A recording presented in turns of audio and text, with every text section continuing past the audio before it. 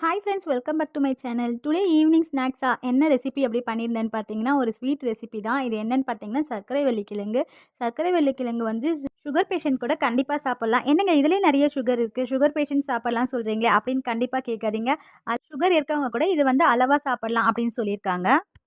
இந்த சர்க்கரை வள்ளிக்கிழங்கு வந்து தைப்பொங்கல் அன்னைக்கு சூரியனுக்கு படைக்கிறதுக்காக வாங்குனது. நாட்டுக்காயெல்லாம் வச்சு படைக்கும்போது, இது கூட கிழங்கும் வச்சு படைச்சிருந்தேன். ஸோ, இத வந்து பாப்பாங்களுக்கு அவிச்சு குடுக்க டைமே இல்ல. நாளைக்கு வந்து ஸ்கூல் ஓப்பன் அப்படிங்கிறதுனால, பாப்பாங்கலாம் வந்து "இந்த கிழங்கு அவிச்சு குடுங்க மம்மி" அப்படின்னு கேட்டிருந்தாங்க. "சாரி பாப்பா, நான் வந்து மறந்துட்டேன். நான் கண்டிப்பா இப்ப அவிச்சு குடுக்குறேன்னு" சொல்லிட்டு தான் நான் வந்து இத எடுத்து தண்ணீல வாஷ் பண்ணிட்டு 2 பக்கமும் சைட்ல கட் பண்ணிட்டு, அதுக்கப்புறம் வந்து இட்லி பாத்திரத்தில தான் நான் வந்து இன்னைக்கு வேக வச்சிருந்தேன். சில பேர் வந்து தண்ணீல வேக வச்சுட்டு, அதுக்கப்புறம் தான் அத எடுத்து தோல் உரிச்சு சாப்பிடுற மாதிரி இருக்கும்.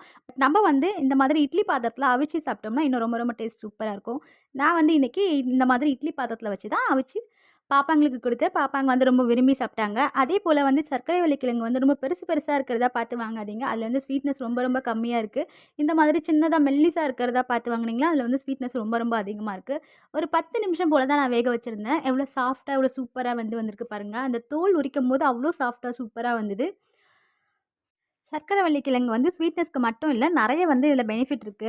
அதனால கண்டிப்பா வந்து நம்ம சர்க்கரை வள்ளிக்கிழங்கு கிடைக்கிறப்பலாம் நம்ம வந்து கண்டிப்பா இந்த மாதிரி அவிச்சு சாப்பிட்டோம்னா ரொம்ப ரொம்ப நல்லது. அதேபோல சுட்டும் சாப்பிடுவாங்க. அதுவும் ரொம்ப டேஸ்ட் சூப்பரா இருக்கும். நான் வந்து இன்னைக்கு இந்த மாதிரி அவிச்சு தான் பாப்பாங்களுக்கு குடுத்துருந்தேன். ரொம்பவும் சூப்பரா இருந்தது. இன்னைக்கு எங்களோட ஈவினிங் ஸ்நாக்ஸ் இந்த மாதிரி தான் போச்சு. பிடிச்சிருந்தா லைக் பண்ணுங்க. சர்க்கரை வள்ளிக்கிழங்கு யாருக்கெல்லாம் ரொம்ப ரொம்ப பிடிக்கும் அப்படிங்கிறத மறக்காம கமெண்ட்ல சொல்லிட்டு போங்க. Thank you.